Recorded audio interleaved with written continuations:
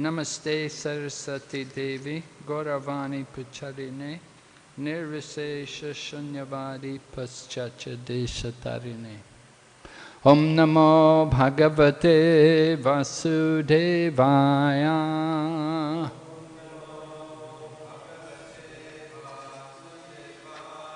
Om Namo Bhagavate Vasudevaya.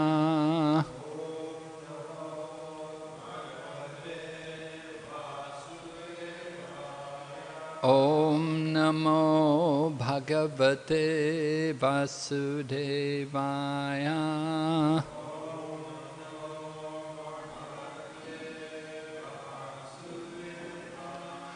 Narayanam Namaskrityam Naram Chaiva Narottamam Devim Sarasatim Vyasam Tato Jayamudhirayat Nesta Praeshu Vabhadreshu Nityam Bhagavata Sevaya Bhagavati Uttamashloke Bhaktir Bhavati Naishtaki. We're reading Srimad Bhagavatam, Canto 10, Chapter number 12, The Killing of the Demon Aghasura, beginning text number 40. Shri Sutta Uvacha Itam Dvija Yadavad Deva Data Shrudva Swaratush Charitam Vichitram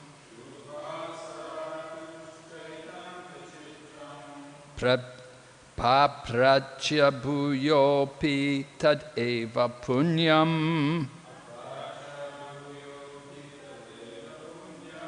Vaiasakim Yan Nigrihita Cheta. Shri Sutta Uvacha Itam Dvija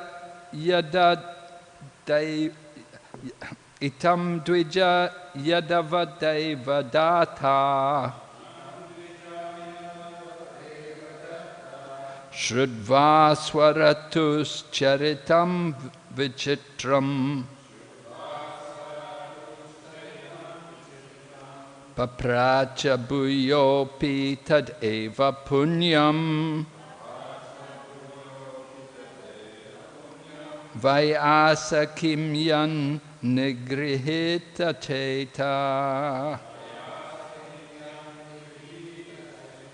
Shri Sutta Uvacha Itam Dvija Yadava Devadatta Shrudva Swaratus Charitam Vichitram Praprachya Bhuyopi Tad Eva Punyam Vaiasakim Yan Nigrihita Cheta.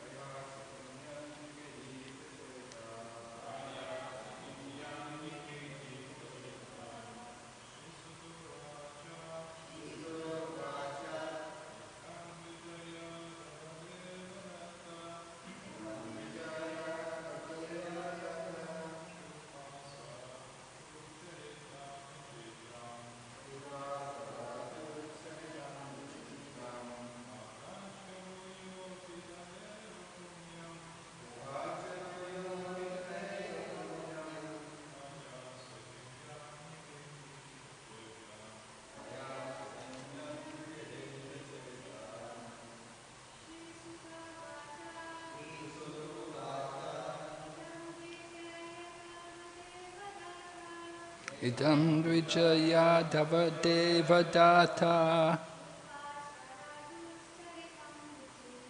Shrudva swachatuscharitam chatritram Papracha bhuyo pita deva punyam Vyasa kimyan nigrihita chet Shri Sutta Uvacha Shri Sutta Goswami spoke to the assembled saints at Naimisharanya.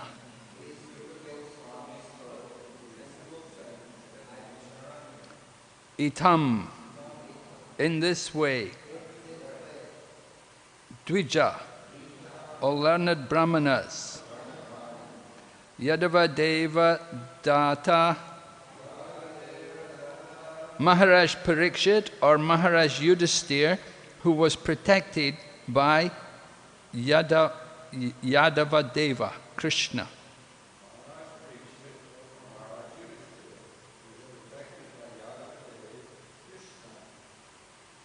Shrutva, hearing, Swaratu, of Krishna, who was his savior within the womb of his mother, Uttara. Charitram, the activities, Vichitram, all wonderful, Papracha, inquired, Bhuya api, even again, Tat eva, such activities, Punyam, which are always full of pious activities. Shrimvatam swakata Krishna punya shravana kirtana. To hear about Krishna is always pious. Vyasa kim, unto Sukadeva Goswami. Yat, because Nigrihita Cheta, Maharaj Parikshit had already become steady in hearing about Krishna. Translation. Sri Sutta Goswami said, O learned saints, the childhood pastimes of Sri Krishna are very wonderful. Maharaj Parikshit, after hearing about these pastimes of Krishna, who had saved him in the womb of his mother, became steady in his mind and again inquired from Sukadeva Goswami to hear about those pious activities. There's no purport. We'll go on to text 41. Maharaj Parikshit inquired, O great sage, how could things done in the past have been described as being done at the present? Lord Sri Krishna performed his pastime of killing Aghasura during his Komar age. How then, during his Poganda age, could the boys have described this incident as having happened recently? Again, there's no purport. We'll read the next verse, text number 42. O greatest yogi, my spiritual master, kindly describe why this happened. I am very much curious to know about it. I think that it was nothing but another illusion due to Krishna. Purport. Krishna has many potencies. Parasya Shaktir Vividaiva Shruyate. The description of Aghasura was disclosed after 1 year. Some act of Krishna's potency must have been involved. Therefore, Maharaj Parikshit was very curious to know about this, and he requested Sukadeva Goswami to explain it. Text 43. O my Lord, my spiritual master, although we are the lowest of Kshatriyas, we're glorified and benefited because we have this opportunity of always hearing from you the nectar of the pious activities of the Supreme Personality of Godhead. Purport. The pious activities of the Supreme Personality of Godhead are very confidential. It is not ordinarily possible to hear such activities unless one is very, very fortunate. Parikshit Maharaj placed himself as Kshatriya Bandhava, which means the lowest of the Kshatriyas. The qualities of the Kshatriyas are described in Bhagavad Gita, and although the general quality of the Kshatriya is Ishvara Bhav, the tendency to rule, a Kshatriya is not supposed to rule over a Brahmana. Thus Maharaj Parikshit regretted that he had wanted to rule over the Brahmanas and had therefore been cursed. He considers himself the lowest of the Kshatriyas. Dhanam Ishvara Bhavascha Shatram Karmasva Bhavajam.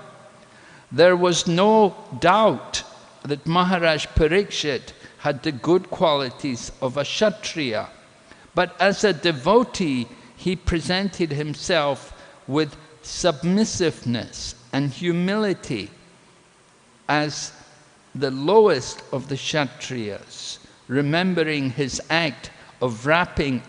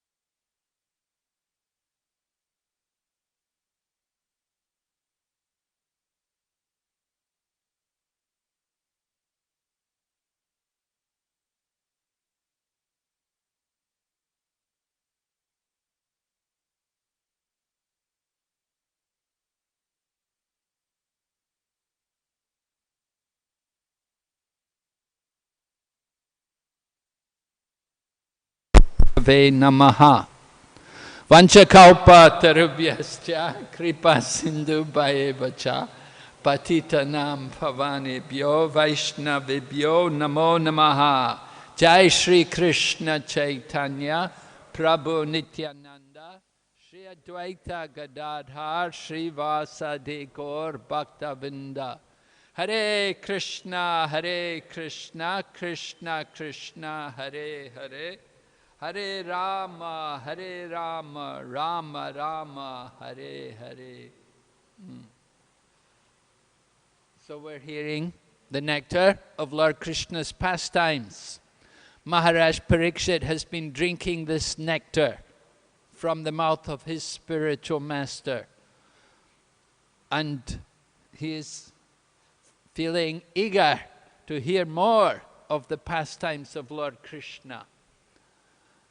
He is describing, however, his own remorse or his own regret that he's the lowest of the Kshatriyas, because he is conscious that just before hearing the Srimad Bhagavatam, he had committed some offense against the Brahmana by placing the dead snake around his neck.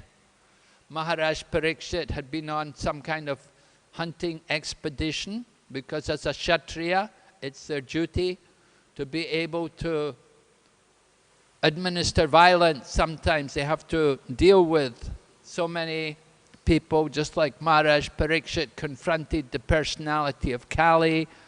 So he was ready to kill him. So it's the duty of the Kshatriya that they have to be, as described in the qualities of the Kshatriya, that they have to be heroic, right? They're resourceful in battle, and they're full of courage, and they have this Ishvara Bhav. Of course, you can see this Ishvara Bhav can become a little bit of a problem. Just like for Maharaj Parikshit, because he did have that Ishvara Bhav, therefore when he went to the Brahmana's ashram, and the Brahmana was engaged in meditation, the Brahmana was sitting in samadhi, in trance, so he did not receive Maharaj Parikshit. And Maharaj Parikshit, somehow, although it was unusual for him, it was not customary for him to behave like that, but he felt a little bit insulted, and he took the dead snake and put it round the neck of the sage. And this led to him being cursed. But of course that's glorious, because his cursing allowed for the appearance of Sukadeva Goswami and the speaking of the Srimad Bhagavatam. So ultimately it was all the plan of the Lord, that the Lord arranged all of this. He arranged that Sukadeva Goswami could speak Srimad Bhagavatam, and by Maharaj Parikshit hearing Srimad Bhagavatam, he could prepare himself to go back to Godhead. And even before the snake bird came and bit him, Maharaj Parikshit had already achieved samadhi, and he'd already liberated himself from this material world. So Maharaj Parikshit is conscious of that he'd made some kind of offense against the sage. He knew that he'd done something wrong there, and considers himself to be low, the lowest of the Kshatriyas. But at the same time, he also remembers that he got the name Parikshit because the Lord appeared in his womb, in the womb of the mother, Uttara. Uttara, the wife of Abhimanyu, and Uttara had conceived the child before the death of Abhimanyu in the battle of Kurukshetra. And at one point, Ashwatthama had tried to destroy all the Yadu dynasty, all the heirs to the Yadu dynasty to the throne and so on. And Ashwatthama threw the Brahmastra weapon at the child in the womb of Uttara. And of course at that time Uttara came running to Lord Krishna. Pahi pahi mahayogin deva deva jagatpate. Right? Uttara is calling out to Lord Krishna that, oh, great yogi, great sage, Lord of Lord, master of everyone, please protect this child in my womb. Let the weapon burn me, but please protect the child. Don't let the child be destroyed. Mother's nature is like that, right? Mother's nature, they will sacrifice their life for their child. There are many instances like that. Sometimes the child may be in a fire or something. The mother will do everything they can to save the child. The mother is ready to sacrifice their life for the child. So Uttara also was like that. She was ready. Let the Brahmastra weapon burn me. I'm not worried about myself, but I don't want the child should die. And so of course Maharaj Parikshit was saved because the Lord appeared in the womb. So Parikshit means the examiner, and it also, another name of Parikshit is Vishnu Rata, one who is protected by Lord Vishnu. Because when Parikshit was within the womb, he saw the Lord. When the Brahmastra weapon came, the Lord was there circling around the child in the womb and protecting him from the blazing heat of the Brahmastra weapon. Some commentators, they say actually the body was destroyed and Krishna gave another body to replace it. Whatever happened, the Lord protected the child. The child was born. And when Parikshit took birth, then the custom is they want to understand the qualities of the child. So we have a nice chapter on that in the first canto, Srimad Bhagavatam. We hear about how the astrologers came and they did their charts and calculations and they saw the qualities of Maharaj Parikshit. Because Parikshit's going to be the heir to the throne. He has to take over after Yudhishthira. And they want to make sure that he has the right qualities. They don't want another Venu, right? They already had enough problems. When Venu came, Brahmanas had to come and curse him. So with the very birth of the child, the Brahmanas came and they studied all the different features of the child and the astrological time of his birth, and they predicted all the wonderful qualities of this child, how he would be very noble in character and very perfect in behavior. Everything would be exemplary. He'd be a wonderful personality to lead the whole kingdom, to inspire all the citizens in their God consciousness. So Maharaj Parikshit's, from his very birth, he had all these kind of qualities. And then after Lord Krishna departed from the world, then the Pandavas, with instruction from Narada Muni, they also departed. And they put Parikshit on the throne. And he had to rule.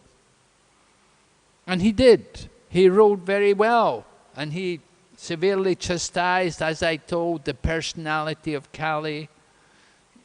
He wouldn't let anybody go against the principles of religion. Although the Kali Yuga was supposed to begin from the time of the battle of Kurukshetra, because Lord Krishna was still present on the planet, it could not take effect. But then after Lord Krishna departed, then Maharaj Parikshit ruled. And because Maharaj Parikshit was such an exemplary character that the personality of Kali also could not infiltrate into the kingdom. Although Maharaj Parikshit did give some concessions to the personality of Kali, that he could reside wherever there is the hoarding of gold. Because where there is the hoarding of gold, then these irreligious activities will also gradually appear. So in this way, Maharaj Parikshit is glorified. We read this morning how Sutta Goswami was saying that Maharaj Parikshit was taking great pleasure in hearing the pastimes of the Lord. Because naturally he'd been protected by the Lord and he'd seen the Lord as a child in the womb before birth. So he has this intimate relationship. Parikshit, the examiner, he's always looking, where is that personality? And here he is, before his departure from the world, he's hearing all the glories of the Lord from the mouth of Sukadeva Goswami.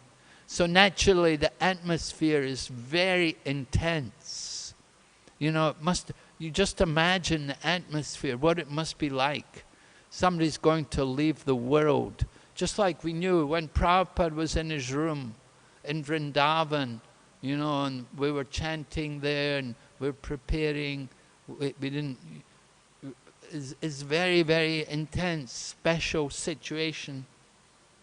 So 5,000 years ago, Parikshit comes and he's ready.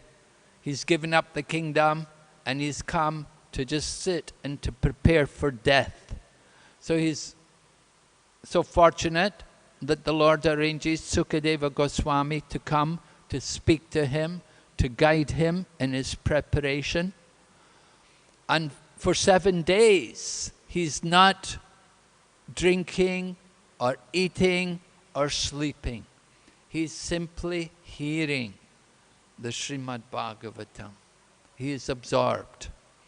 It's very intense. And so many other great sages have also come. Just like in Vrindavan, when Prabhupada was there, so many great devotees also came. So many of the leaders, Prabhupada said, call everybody to come. So many people came.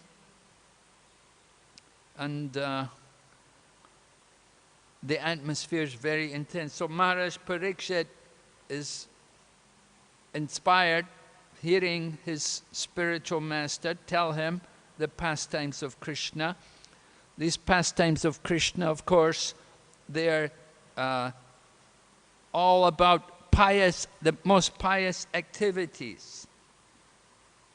It's mentioned here in the purport, right? Tad eva punyam. Here, I want to hear the activities again, which are always full of pious activities. And then Prabhupada quotes that verse from this first canto, second chapter, Srinvatam Swakata Krishna, that Lord Krishna, the super soul within the hearts of all living entities, cleanses the desire for material enjoyment from those who relish his message, which is in itself virtuous by proper hearing and chanting. Sri Krishna, the super soul, cleanses the desire for material enjoyment. So that's the effect of hearing the Srimad Bhagavatam. Punya Shravana Kirtanam. Ridyantas tohya badrani vidunoti suritsatam. It's just simply hearing the message of Srimad Bhagavatam creates piety in people. Even though people may be sinful, but if they just hear this message of Srimad Bhagavatam, then because it's a literary incarnation of the Lord, it's none different from the Lord. And we've been hearing how Aghasura could get liberated just simply by that little contact with the Lord. And we heard how the other demons who also contacted the Lord, how they were also liberated, how Putana was liberated. And Bakasura, he must have got Sayujya Mukti, like that. So these different demons, they all got so much purification coming into contact with the Lord. So people who contact Srimad Bhagavatam, they're also contacting the Lord. And they're also getting that same opportunity to become liberated. Right? Prabhupada says that studying the Srimad Bhagavatam, we can see Krishna in the pages of the Bhagavatam. As we go on studying this nectar of the pastimes of Krishna. So then Maharaj Parikshit inquired about how he wanted to understand why it took 1 year before the cowherd boys talked about this Aghasura demon, about Krishna killing the Aghasura. What happened? How did it take 1 year? Of course, we're going to hear about Lord Brahma and how Lord Brahma stole away everyone. So Lord Brahma had come and he'd been witnessing how Krishna and the cowherd boys were performing these wonderful pastimes. And Lord Brahma had become a bit curious to understand all of these things about Lord Krishna. How is it this Krishna, he is the Supreme Personality of Godhead. How is it possible he can be Swayam Bhagavan? So Maharaj Parikshit wants to know about why it took so long. So he asks his spiritual master. He accepts Sukadev Goswami as his spiritual master. That if you, he said, I am very much curious to know about it. I think it was nothing but another illusion due to Krishna. An illusion due to Krishna. The word in Sanskrit is Maya. Krishna's Maya. But Vishwanath Chakravarti Thakur, in his commentary, he said there's only one Maya can affect these devotees. Because they're all pure devotees. So the only Maya is Yoga Maya.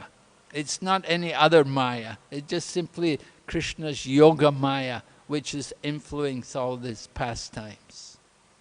Because all the cowherd boys, we heard in the earlier in this chapter, how all these cowherd boys had performed pious activities over many lifetimes. And so they were able to enjoy these pastimes with Lord Krishna. Krita punya punya. Right? What are these pious activities which they did? They performed acts which were pleasing to Lord Krishna. It must have been that they did activities which were very pleasing to Lord Krishna. And therefore Lord Krishna brought them into his pastimes.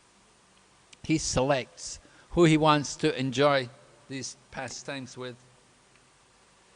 So, Maharaj Parikshit is addressing Sukadeva Goswami, "Oh my Lord, my spiritual master." And he's then Parikshit so humble. Although we're the lowest of Kshatriyas, so this humility is one of the important qualifications of the devotee. The devotees must feel this sense of humility.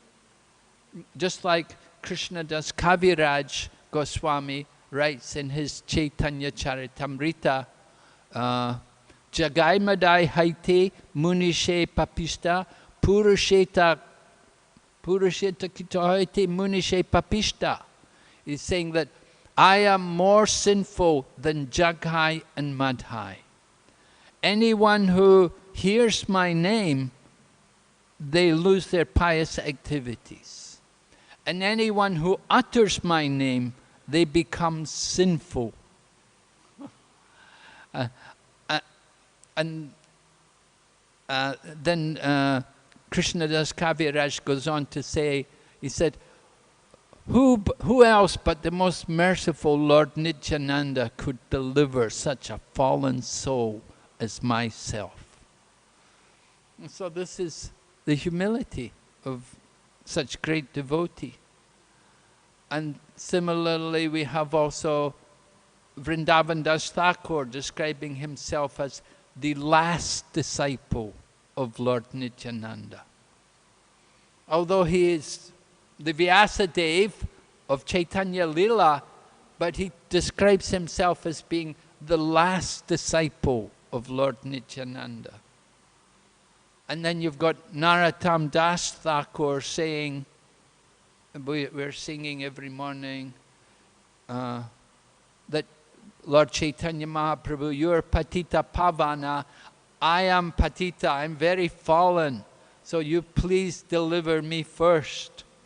So like that, all these devotees, they teach us the importance of humility, this feeling of being totally unworthy and unqualified to taste this nectar, and considering ourselves to be very, very fortunate. That is the point, right? That we're so fortunate that we have this opportunity. Actually, we have no qualification. There's no qualification that we have to make us worthy of it. It's just simply our good fortune. Somehow, spiritual master is very fortunate that he's allowing us to hear all of these confidential topics. These pastimes of Krishna are certainly very confidential. And Prabhupada explains in the purport, and we see also from Maharaj Parikshit, how he's approaching Sukadeva Goswami, that, please tell me about this. That the business of the spiritual master is to enlighten the disciple about these confidential topics. We have to hear them from the spiritual teacher. This is the loving relationship between devotees, right? Dadati pratigrinati guyam makyati prichati bhunkte bojayate chaiva tadvinam pritilakshanam. There are 6 kinds of loving exchanges: offering gifts and accepting charitable gifts, offering foodstuffs and accepting the prasadam, and inquiring confidentially and revealing one's mind in confidence. So here we have Sukadeva Goswami revealing to Maharaj Parikshit this confidential subject matter of Lord Krishna's pastimes. This, of course, 10th canto, this is the smiling face of the Lord. Very, very special topics. We were so fortunate that Srila Prabhupada compiled the Krishna book just to allow us to hear all of these confidential topics. Prabhupada was not sure how long he would remain in the world. Therefore, very early on in the movement, he compiled the Krishna book. And he compiled it in such a manner that even neophytes, even people who have no knowledge at all, could greatly benefit from the book, from hearing the pastimes of Krishna. It is described in the beginning of the 10th canto, Nivritta tarsher upagiyamanach bhavoshadas chotra manobiramat. Yad uttama shloka, like that. It's a beautiful verse in the beginning of the 10th canto Srimad Bhagavatam, where it describes that these topics of Lord Krishna are the actual medicine, bhavoshadi, the oshada, the medicine for curing the disease of material existence. If we hear the topics of Lord Krishna, then we can lose our attraction for material life. That is the effect of properly hearing the topics of Krishna. That we become nivritta tarsher. We have no longer any attraction to enjoy the material world, because there's so much pleasure in hearing the topics of Krishna. So Maharaj Parikshit is certainly taking this opportunity to relish hearing. And Sukadeva Goswami, he's also getting pleasure in speaking. So much so that we hear in the final verse of this chapter, it said Sukadeva Goswami externally lost contact with the actions of his senses. Just like Srila Prabhupada in Gorakhpur, right? Prabhupada also had similar experience. Externally, he lost contact with his senses. And due to absorption, intense absorption in topics of Lord Krishna. So, commentator Vishwanath Chakravarti Thakur describes, he said that at this point, seeing Sukadeva Goswami lose contact with his mind and senses, Vyasadeva and Narada Muni are sitting there, so they loudly chant the holy name. They begin kirtan. Hare Krishna, Hare Ram. Right. We don't have much opportunity to see these kinds of transcendental displays of symptoms. But if we do see it, we should respond similarly to Vyasa and Narada Muni. Loudly chant the holy name and bring the devotee back to external consciousness so that they can continue speaking the glories of the Lord. Topics of Lord Krishna. This is the business of devotees, to discuss the topics of Krishna. And this Srimad Bhagavatam, this is the fruit of all of the pastime, all of the Vedas, all right? Nigama kalpa tarorgal. This is the ripened fruit. And the nature of this fruit is it's thoroughly relishable and easily digestible.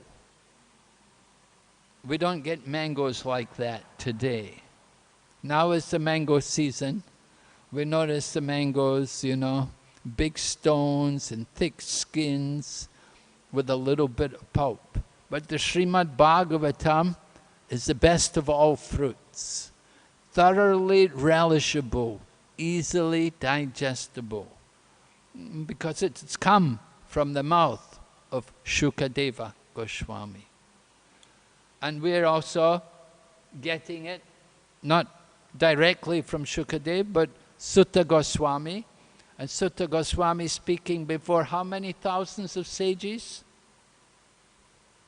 Something like 88,000 sages.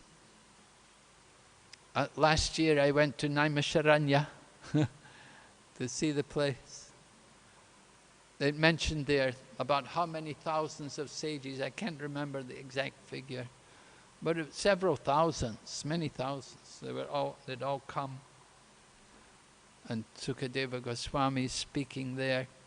And at the head of all the sages, you have this, it's mentioned here in this last verse, text 44, that there is Bhagavat Uttamam.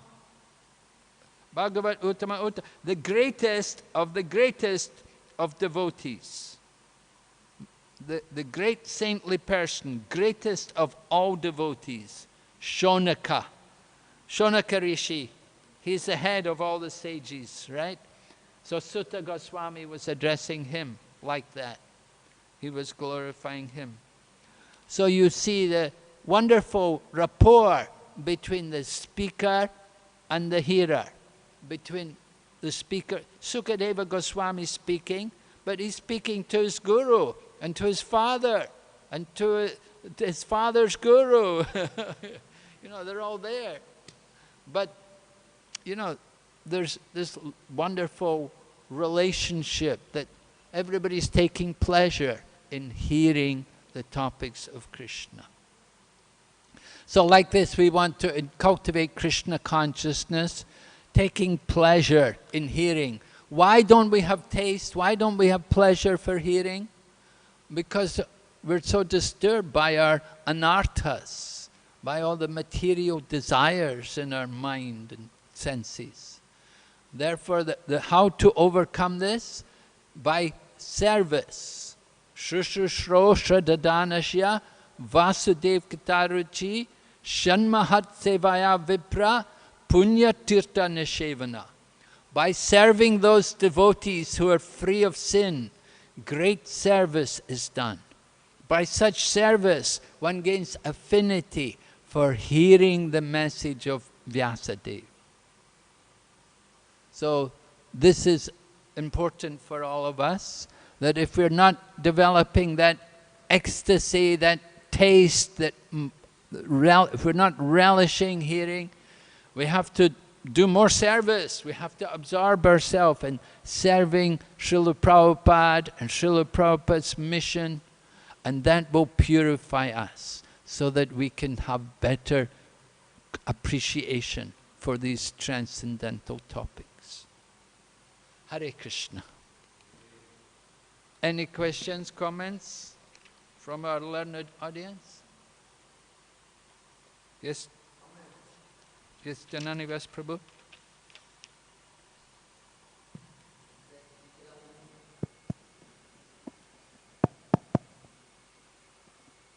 It's a little bit unusual, Srila Prabhupada, in the translation. He's which text? Which translation? Punyam. Punyam. Text 40. Punyam, always full of pious activities. And then he recites this other verse, Shrimbatam Swakata Krishna, Punya Shravana Kirtana. So put this extra little verse in the translation to get more flavor from it, get more meaning from it. And emphasize punya, chanting the holy names.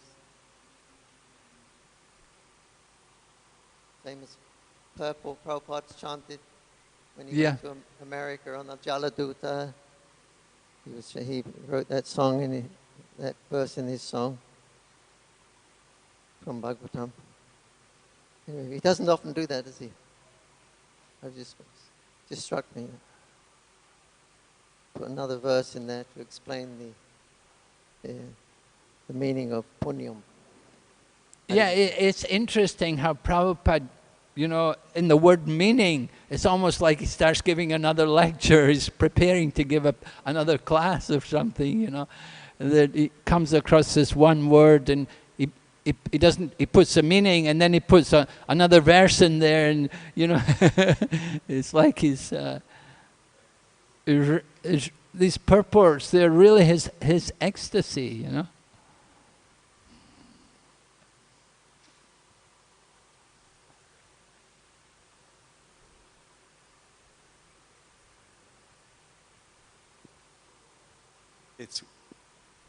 It's worth noting, Maharaj, that when we quote that Kritya Punya Punja, or in here it's talking about the pious activities, that those aren't the mundane piety of Sattva-gun or Dharma, but it's the devotional service of the Lord. You don't become an eternal Vrajvasi friend of the Lord simply by Dharma or by karma, piety, but by rendering devotional service, pure devotional service. That kind of punya is what's being referred to in the verse you referred to and in this verse also. Yes, definitely. It's only by devotional service that we earn the merit to actually take part in Krishna's pastimes.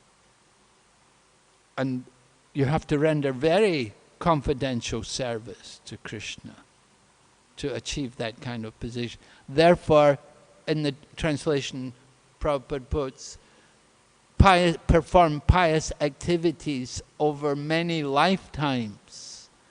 So, of course, the piety is Bhakti Unmuli Sukriti, that they perform devotional service, activities which had to be very, very pleasing to Lord Krishna.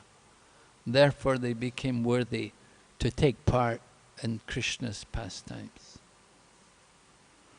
These cowherd boys are enjoying Braja Bhakti, right? Pastimes in Vrindavan. Aga, he got to Vaikuntha. But the cowherd boys, they're very special. Putana, she doesn't have much bhakti.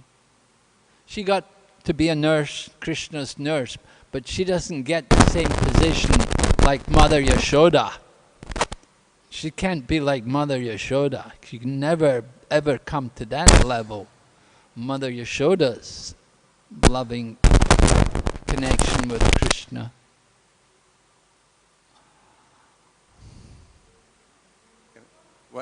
One other point, he's addressing him as the spiritual master, and sometimes in our movement we put a lot of emphasis on Diksha Guru. When we hear spiritual master, we automatically think Diksha Guru, but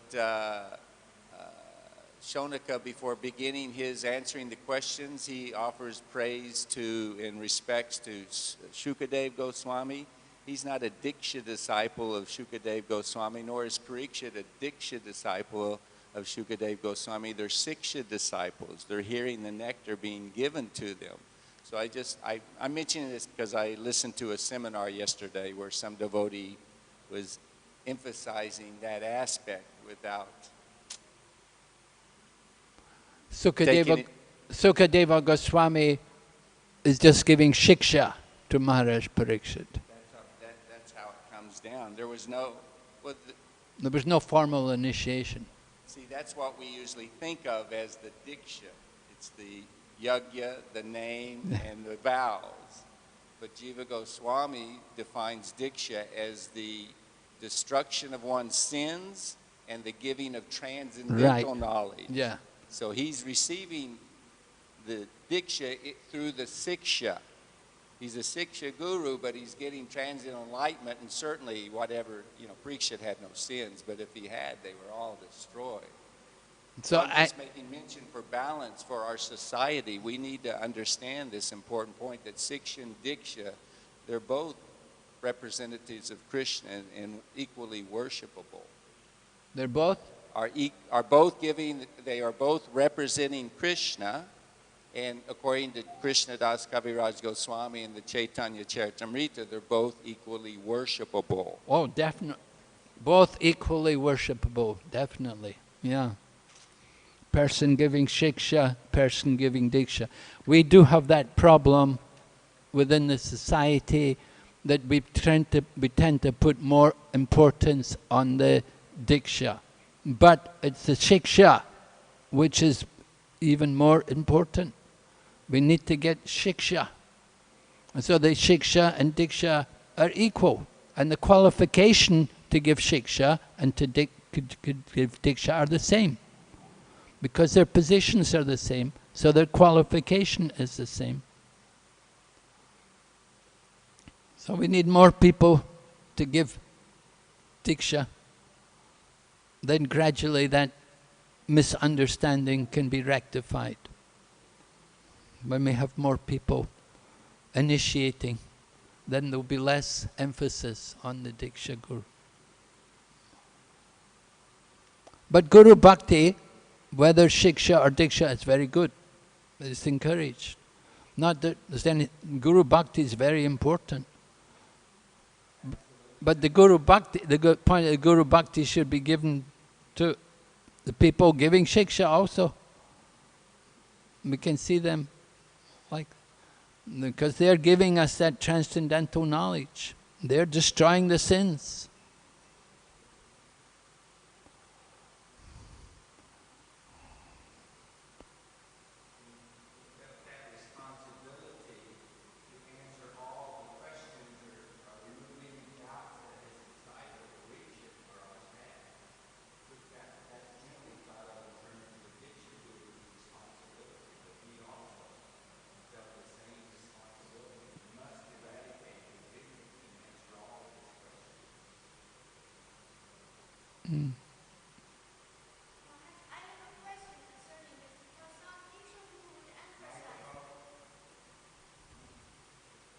Some Diksha Guru is emphasizing that only Diksha Guru is taking away the karma of the disciples.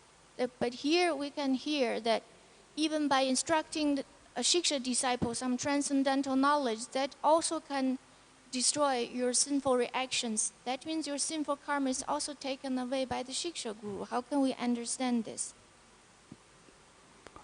Yes, there's Bhanu Swami also had a seminar on this, and he was presenting how there are several people involved in taking away the karma of the person. So, of course, we do see at the time of initiation, Diksha Guru becomes responsible for the karma.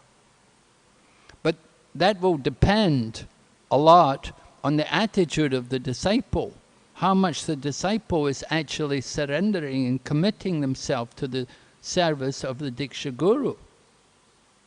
It's important. But we see other people also take karma, like the king in a kingdom. He becomes responsible 1/6 of the karma. Husband and wives, their karmas are interrelated. The wife enjoys the pious activities of the husband. And so karma is a very complex thing. And we're hearing Srimad Bhagavatam. By hearing the Srimad Bhagavatam, then it can also destroy sins. So there are many different factors to be considered in dealing with karma. It's not just only one person, Diksha Guru, takes all the karma.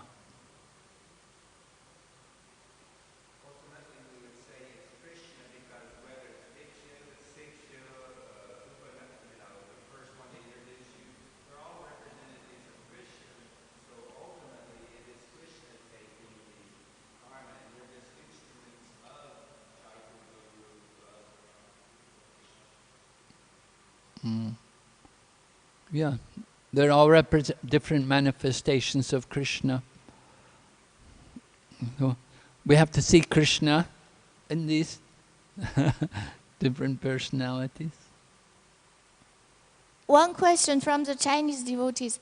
Jayanti Devi Dasi, obeisances to Gurudev.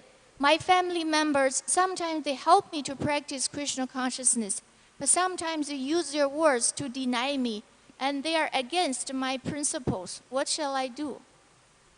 You should continue to practice, and at the same time, you should be patient with your family members and try to keep good relationships with them. Don't try, I wouldn't try to push them or preach too much to them. Just try to show a good example yourself. Be clean, be happy, be satisfied, work hard, be peaceful, and just show to your family members that practicing Krishna consciousness has been good for you and it's helped you and it's given you a lot of benefit. Just if they can see that it's really not doing you any harm, then that will be the best thing you can do. That will help them to accept Krishna consciousness. But if you try to preach to them and if you go on about their habits and complaining about them, then that's not going to be very good. You're going to get problems, they will start to argue and they'll complain. So you have to be a little tolerant. Your karma is that you're in that family and your family members are not devotee. This is your karma. At the same time, you've been fortunate that you've come to Krishna consciousness. So you have to be tolerant about the family members and relatives. At the same time, be patient, be determined to continue your practice. And be faithful. Keep Krishna in your heart. Be more confidential about your practice. Don't make a show of doing your practice in their presence.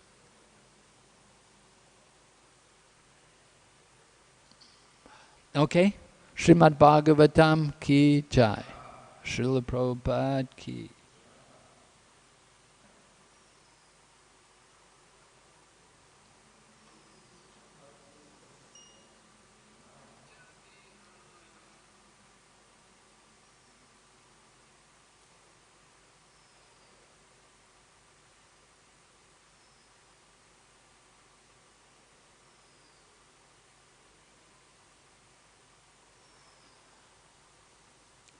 Jananivas Prabhu, what should we do with the japa beads of somebody who leaves a body, somebody who's initiated and they have japa beads? What do we